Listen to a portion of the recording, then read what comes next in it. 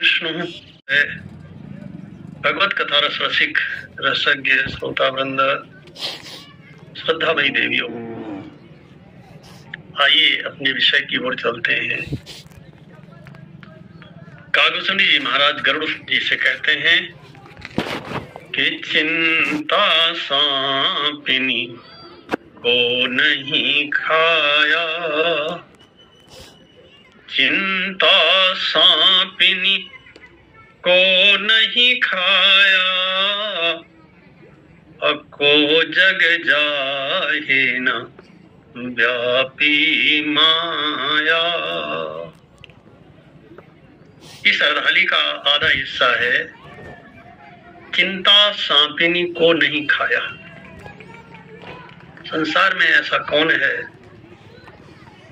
जिसे चिंता नहीं है? चिंता रूपिणी सर्पिणी ने जिसे डसा नहीं है। तो अगर सबको खाया है तो इसके माने तो फिर ये हुआ कि संसार में जितने जीव हैं सब अज्ञानी हैं। और बात भी ठीक है। ब्रह्म में और जीव में अगर कोई भेदक तत्व है, सबसे बड़ा भेदक तत्व है, तो वह केवल अज्ञान ही है। ब्रह्म ज्ञान स्वरूप है। जीव के जो अंश है उस चेतन अंश के ऊपर अज्ञान का आवरण लगा हुआ है, अज्ञान का पर्दा लगा हुआ है। हमारे ऋषिजन कहते हैं, वेद कहते हैं कि हमारे जीवन में, जीव के जीवन में जितना दुख है, जितना कष्ट है, जितनी परेशानी है, सबका एक ही कारण है, दो कारण नहीं है। और वह कारण है हमारा अज्ञान। इसी को कहते हैं अपने स्वरूप का अज्ञान, अपने आप को न जानना। इसे आप ऐसे भी कह सकते हैं कि हम हैं चेतन। और देखो कितनी बड़ी बात है, चेतन जड़ की सेवा कर रहा है। आज के संसार में क्या हो रहा है? पूरे जीवन हम जड़ की सेवा कर रहे हैं। किसकी? शरीर की। और संसार की एक भी वस्तु आप ऐसा नहीं बता सकते, एक भी व्यक्ति ऐसा नहीं बता सकते जिसका संबंध देह के नाते ना हो। देह है जड़, शरीर जड़ है, इंद्रियां जड़ हैं, मन और बुद्धि भी जड़ है। और इनके अंदर बैठा हुआ जो चेतन है, वह चेतन इनकी सेवा कर रहा है, इनका दास बना हुआ है तो मालिक, है तो स्वामी इन सब का। लेकिन इनकी दासता उसने स्वीकार कर ली है स्वेच्छा से, और इसमें उसे मजा आने लगा है, आनंद आने लगा है। अच्छा, चिंता किस बात की होती है? आप सोचो, कोई जड़ वस्तु है जो मेरे पास नहीं है, कोई जड़ घटना है जो घटित नहीं हो रही है।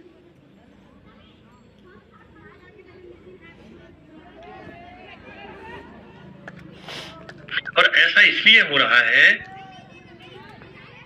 क्योंकि हमने शरीर को अपना स्वरूप मान लिया है। सो संसार, हमारी सबसे बड़ी चिंता क्या है? कहीं मैं मर ना जाऊं। सबसे बड़ी चिंता हमारे जीवन में कौन सी होती है? कहीं मैं मर ना जाऊं, कहीं मेरा अपना जो प्रिय है वो न मर जाए। वो बीमार ना हो जाए। बीमार है तो उसकी बीमारी कहीं बढ़ ना जाए। यही तो हम सोचते हैं, माने शरीर की ही चिंता करते हैं। सबसे बड़ी चिंता है शरीर की। अच्छा, एक बात बताइए, जिसने शरीर दिया होगा उसने नहीं सोचा होगा। मान लीजिए आप कोई अपना घर बनवावे, उदाहरण के लिए आप कोई अपना घर बनवावे, तो आप ये नहीं सोचोगे कि ये जो घर मैंने बनवाया है ये घर ठीक ठाक रहे, सुरक्षित रहे, कहीं गिर न जाए, इस पर पानी का असर न हो जाए, सीजन का असर न हो जाए, ऐसा न हो कि कुछ दिनों बाद ही ये बेकार हो जाए। ऐसा नहीं सोचेंगे। जिसने ये शरीर दिया है उसने तो सब कुछ पहले से तय कर दिया है।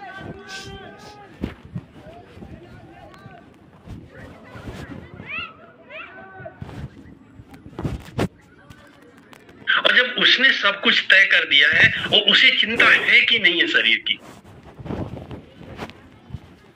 ये बताइए।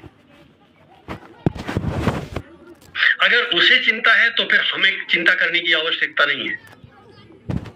हाँ, उसे चिंता नहीं है तो जरूर फिर हम चिंता करेंगे। केवल ये बताइए कि उसे चिंता है हमारे शरीर की कि नहीं है। जब हमारा जन्म हुआ था तो सबसे पहले चिंता किसे हुई थी?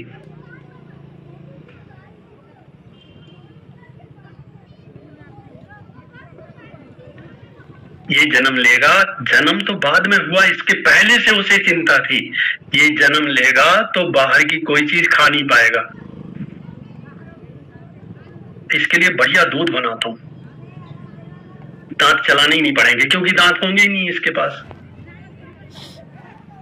तो दांत चलाने ही नहीं पड़ेंगे। वो दूध किसने बनाया? कोई है बनाने वाला? माता ने जी ने बनाया? किसी डॉक्टर ने? क्या करते हैं उसके लिए? अच्छा, ये घटना केवल कुछ लोगों के साथ घटित होती है कि सबके साथ घटित होती है? और जब सबके साथ घटित होती है, अब तो वैज्ञानिक भी बताते हैं, डॉक्टर भी बताते हैं कि वह दूध जितना सुंदर होता है, जितना स्वादिष्ट होता है, जितना उपयोगी होता है, जितना पुष्टिकारी होता है, जितना विटामिन से युक्त होता है, उतना अच्छा दूध फिर बाद में कभी कोई मिलता ही नहीं है जीव को। और आज तक कोई कंपनी तो ऐसा बना नहीं पाई। इससे यह सिद्ध होता है कि उसे चिंता है, और उसे जब चिंता है तो फिर मैं क्यों चिंता करूं? ऐसा भाव नहीं बनना चाहिए हमारे अंदर कि अगर वो चिंता करता है। मुझे कई ऐसे महात्मा लोग मिले जिन्होंने एक नियम बनाया, हम किसी से भोजन भी नहीं मांगेंगे, माने और कुछ तो मांगेंगे नहीं, भोजन भी नहीं मांगेंगे। मैंने पूछा महाराज जी की कभी दिक्कत नहीं होती? बोले नहीं होती, ज्यादा से ज्यादा एक आध दिन ऐसा बीतता है तो हम समझ लेते हैं कि उस दिन एकादशी है, तो हम जल पी लेते हैं। और वो कहते हैं वह दिन हमारा बड़ा अच्छा बीतता है क्योंकि उस दिन भगवान का खूब भजन होता है, मन बड़ा शांत रहता है, एकाग्र रहता है, क्योंकि उन्होंने यह निश्चय कर लिया है यह जीवन केवल भगवान के लिए है। और हमने निश्चय कर लिया है यह जीवन केवल भोगों के लिए है। बस इतना सा अंतर है। इसीलिए हम सुबह से लेकर शाम तक स्वाद के बारे में सोचते रहते हैं, सुविधा के बारे में सोचते रहते हैं, भोगों के बारे में सोचते रहते हैं, वे भगवान के बारे में सोचते हैं। ऐसे महात्माओं का मैंने दर्शन किया है, उनके हाथ में माला होता है, नेत्रों से अश्रुबिंदु झरते हैं, वो आनंद के आंसू होते हैं, वो आनंद के आंसुओं का आनंद लेते हैं। हम दुख के आंसू निकाल करके दुखी होते रहते हैं। अंतर केवल एक है, उन्होंने भगवान पर भरोसा किया है, हमारा भगवान पर भरोसा नहीं है। हम तो भगवान से उतना भी प्रेम नहीं करते जितना पत्नी से करते हैं, पुत्र से करते हैं, मकान से करते हैं, दुकान से करते हैं और धन से करते हैं। क्योंकि इन सब के साथ हमें सुख मिलता है। भगवान के पास जब बैठते हैं हमें बहुत सुख नहीं मिलता है।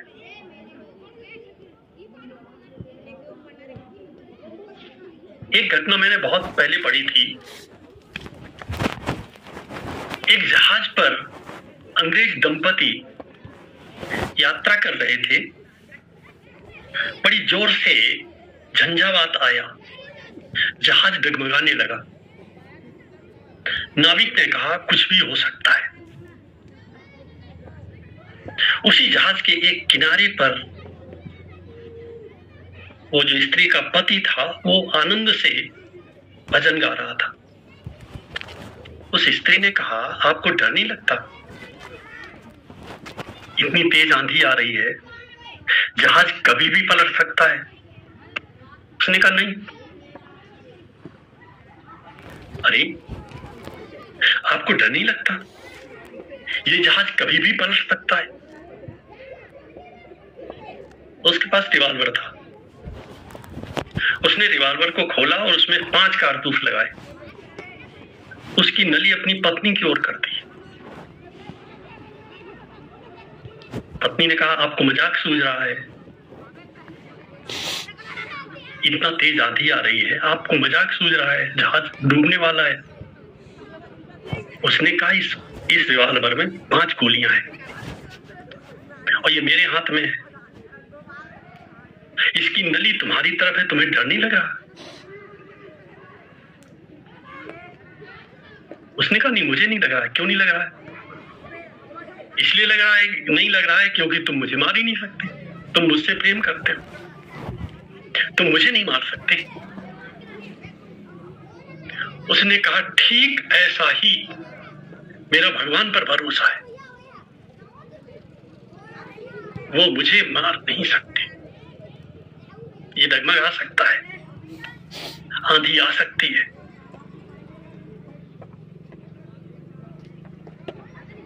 अंगद जी ने रावण के भरे दरबार में प्रतिज्ञा किया था। अंगद जी थे कौन? कितनी ताकत थी उनके पास? अपने बल से प्रतिज्ञा किया था। गोस्वामी जी महाराज दोहावली रामायण में लिखते हैं, तेहि समाज की कठिनपन जेहि तोल्यो कैलाश। जिसने कैलाश पर्वत को उठा लिया था, उस रावण के सामने अंगद प्रतिज्ञा करते हैं कि जोमम चरण सकस सठटारी फिर ही राम सीता में हारी। रे दुष्ट, अगर तू मेरे पैर उठा दे, राम जी वापस चले जाएंगे और सीता जी को मैं हार जाऊंगा।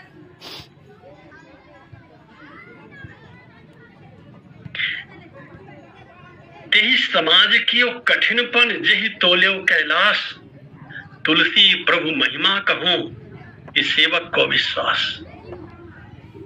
कैसा विश्वास होगा अंगद का भगवान पर। वे मेरा साथ कभी नहीं छोड़ते, इसके एक दो नहीं, हजार उदाहरण हैं हमारे आपके जीवन में। एक दो नहीं, हजार उदाहरण हैं। और उनकी कृपा न होती तो हम इस रूप में न होते। जिस तरह से हम बैठ करके, स्वस्थ शरीर से बैठ करके भगवान की कथा सुन रहे हैं। शास्त्र कहता है यद भावी न तद भावी, जो नहीं होना है वो नहीं होगा। इस चिंतन को शास्त्र ने चिंता रूपी रोग को नष्ट करने के लिए औषधि बताया है। अपने मन में यह भाव स्थिर कर लेना चाहिए। कौन सा? बोले जो नहीं होना है वो नहीं होगा, और जो होना है उसे कोई टाल नहीं सकता।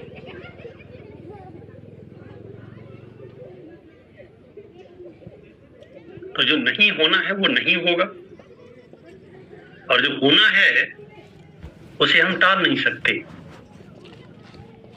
फिर चिंता किस बात की?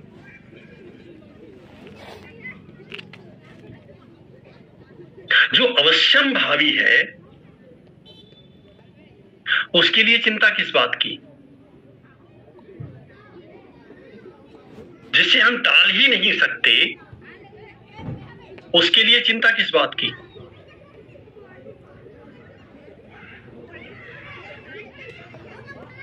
यद भावी न तद भावी, भावी चेन्न तदन्यथा। जो होना है उसे हम अन्यथा नहीं कर सकते, बदल नहीं सकते।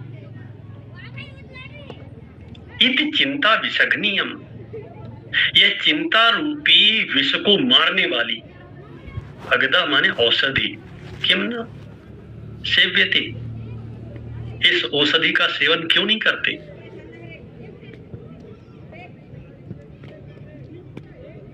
भगवत गीता में भगवान श्री कृष्ण ने अर्जुन से दूसरे अध्याय में ही क्या कहा था?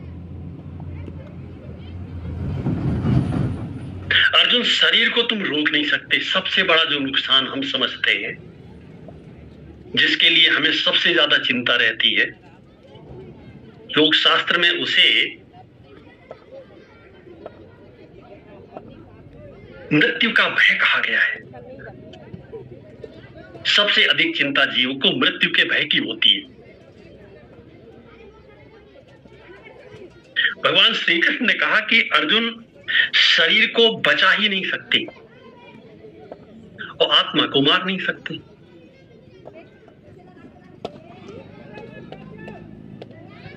फिर चिंता किस बात की?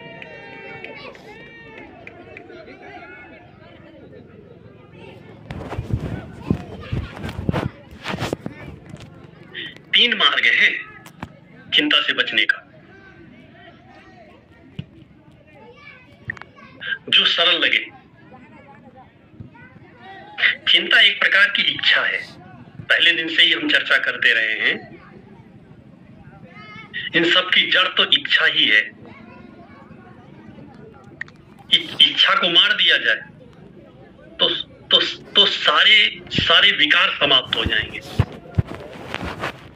एक को नष्ट करने से सब नष्ट हो जाएंगे।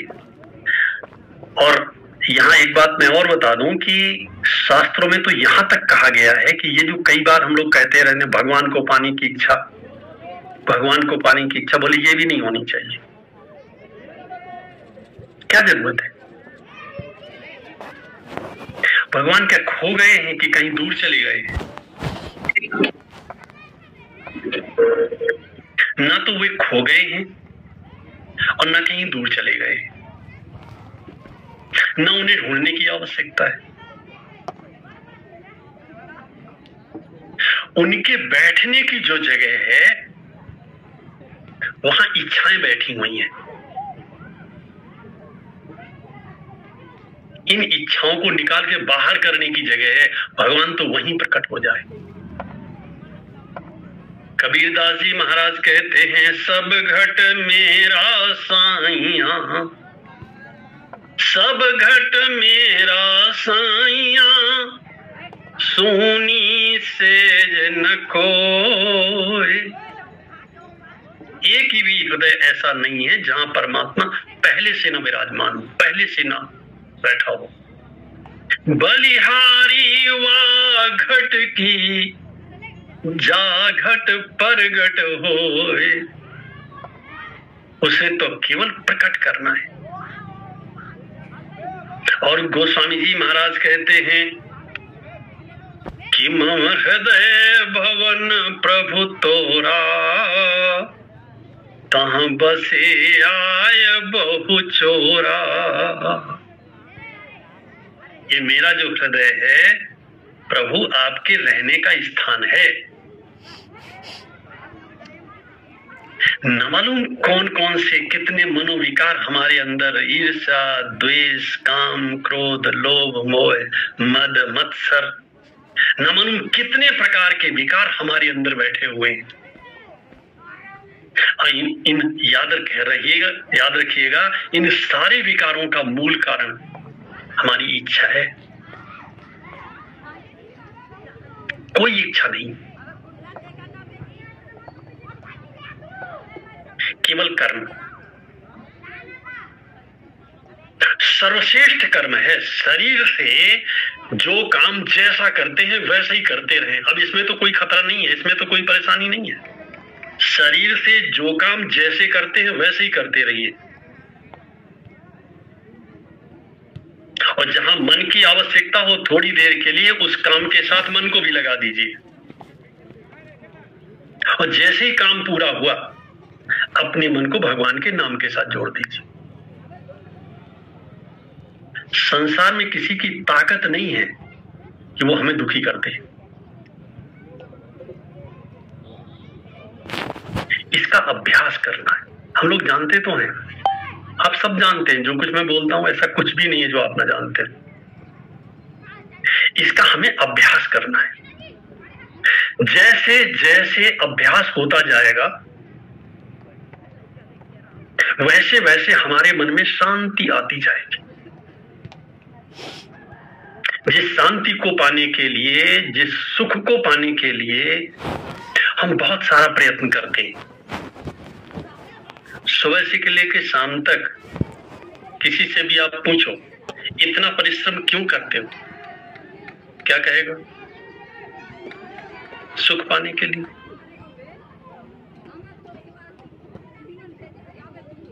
सुख से शांति बहुत बड़ी चीज है।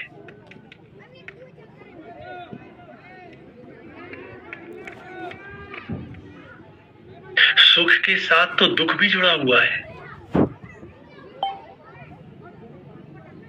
एक भी सुख ऐसा नहीं है संसार में जो बिना दुख का हो। एक भी सुख ऐसा नहीं है जिसके पीछे दुख न खड़ा हो।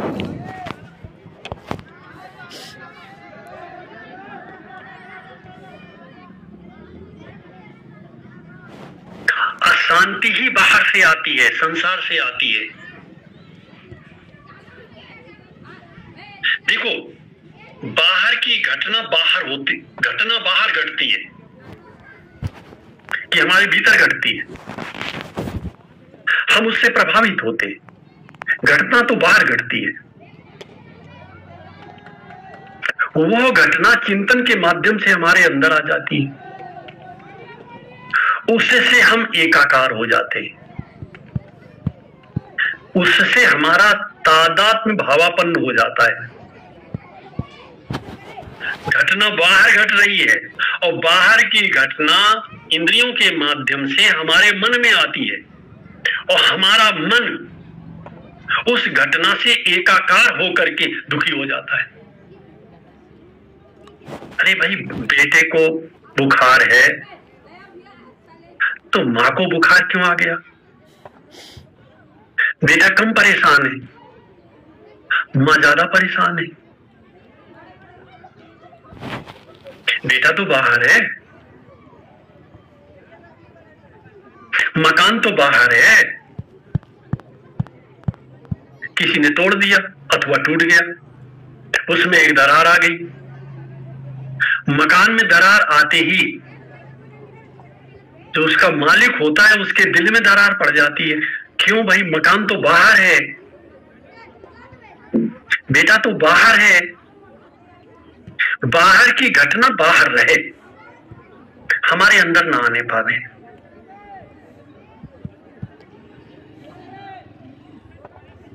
इसके ये 3 आधार हैं। एक को कहते हैं निष्काम कर्म,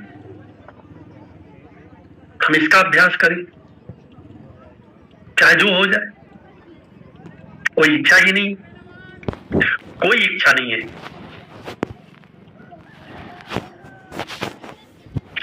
कर्म करना है, कर्म को छोड़ नहीं सकते, इसलिए कर्म करना है, नहीं तो कर्म भी नहीं करना था।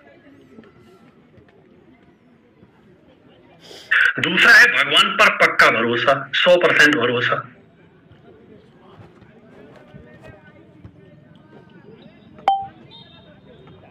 ये भक्ति योग है। एक राजा था, उसका मंत्री था, मंत्री बड़ा भक्त था।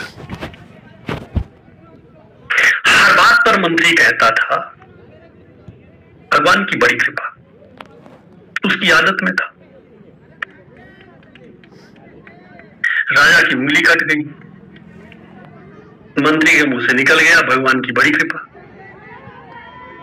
राजा ने कहा अच्छा मेरी उंगली कट गई और तुम कहते हो भगवान की बड़ी कृपा, कैसे मित्र हो मेरे? राजा तो राजा, उसने जेल खाने में डाल दिया, और जब जेल जाने लगा तो उसने कहा भगवान की बड़ी कृपा। राजा ने कहा ये पागल हो गया है।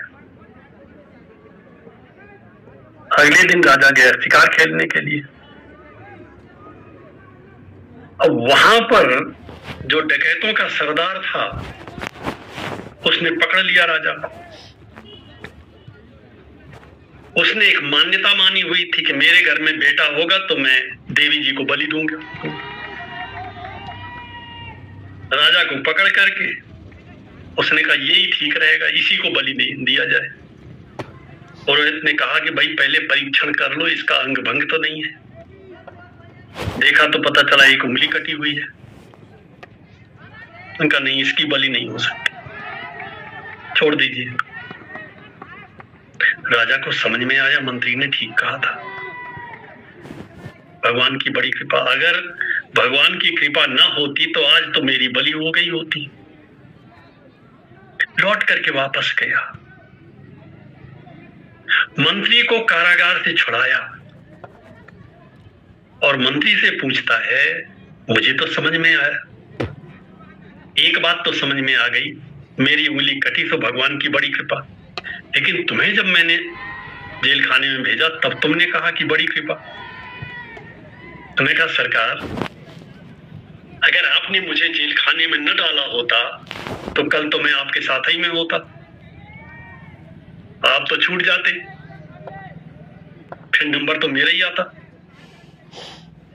कि चलो ऐसे नहीं तो फिर इसकी बलि दे दी जाए। उस मंत्री का भगवान पर पूरा भरोसा था, मेरे भगवान कभी गलत करते ही नहीं। अच्छा एक बात बताइए, एक सांसारिक पिता अपने पुत्र के साथ कभी गलत करता है? स्वार्थ का नाता है ये संसारी नाता है और शुद्ध स्वार्थ का नाता है। तो भी एक पिता अपने पुत्र के साथ कभी गलत करता है?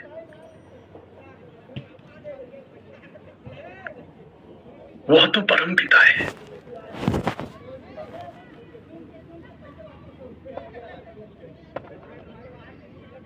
पिता के हृदय में करुणा होती है, पुत्र के प्रति विशेष भाव होता है,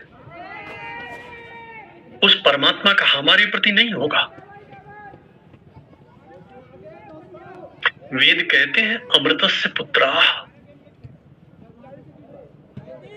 हम सब किसी मनुष्य की संतान नहीं है। माता पिता से शरीर मिला है, हम नहीं पैदा हुए।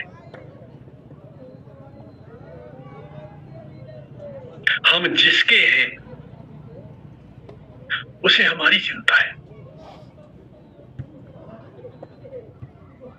उसने हमारे रहने के लिए ये घर दिया है जिसे हम शरीर कहते हैं।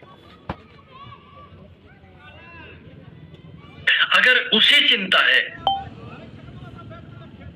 तो फिर मुझे चिंता करने की क्या आवश्यकता है? अगर हम चिंता करते हैं भगवान के रहते हुए, अगर हम चिंता करते हैं, भगवान का अपमान होता है।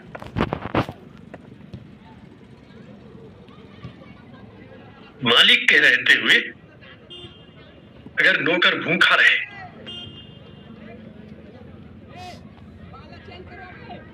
नौकर का दोष है कि मालिक का?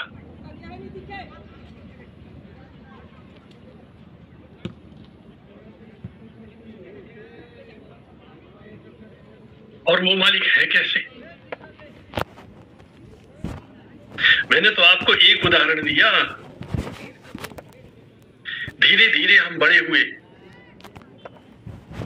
कितने प्रकार के स्वादिष्ट भोजन, कितने प्रकार के फल,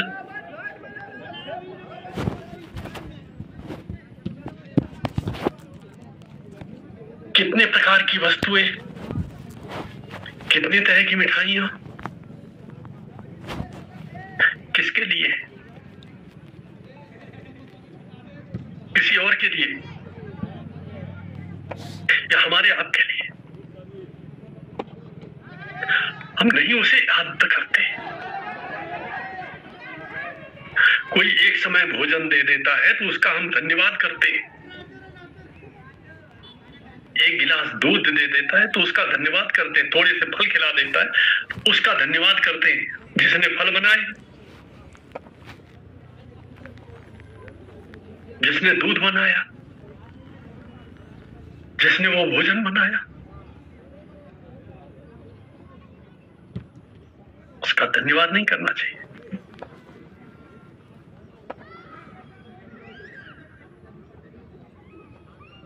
हमारी आदत में आ गया है ये सब। हमारा अभ्यास ऐसा हो गया है।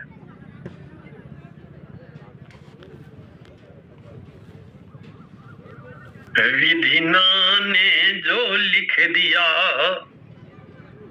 विधिना ने जो लिख दिया, छठी रात के अंक, राई घटे न तिल बढ़े, रहु रे जियनी संक।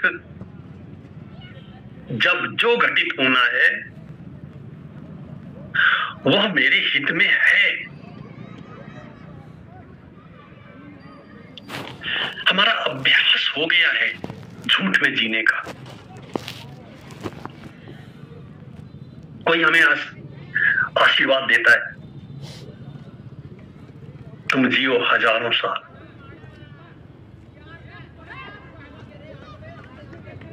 आप जरा सोचिए, 1000 साल तो छोड़िए, अगर हम 150 साल भी जीवित बने रहे तो लोग बड़े खुश होते हैं। लोग बड़े खुश होते हैं ये सुनकर। अगर हम 150 साल भी जीवित रहे तो ये उसकी कृपा है। इस पुराने शरीर को छोड़ तेरे लिए नया देता हूं। उसके पास कोई कमी थोड़ी है, न शरीरों की कमी है, न व्यवस्था की कमी है, न आधार की कमी है, न साधनों की कमी, और इस सब से ऊपर उनकी करुणा की भी कोई कमी नहीं। तभी गोस्वामी जी महाराज लिखते हैं, प्रभु मूर्ति कृपामयी है। भगवान किस चीज के बने? बोले करुणा के, कृपा के। और अगर वे कृपा न करें तो हमारे कर्म तो ऐसे हैं कि कभी जेल से बाहर नहीं आना चाहिए।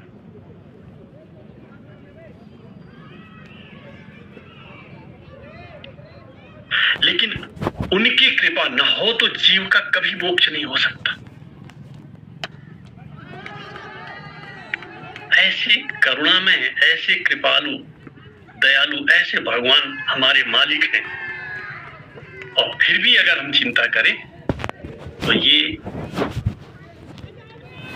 उनका अपमान होता है। इसीलिए गोस्वामी जी महाराज लिखते हैं कि भगवान के बिना हर जीव की यही स्थिति है कि चिंता सांपिनी को नहीं खाया, को जग जाहि न व्यापी माया। संसार के चिंतन से बाहर निकल करके भगवान का चिंतन करेंगे, भगवान को समझेंगे, भगवान को जानेंगे, उनसे नाता बनाएंगे, चिंता दूर खड़ी हो जाएगी। प्रेम से बोलिए भक्तवत्सल भगवान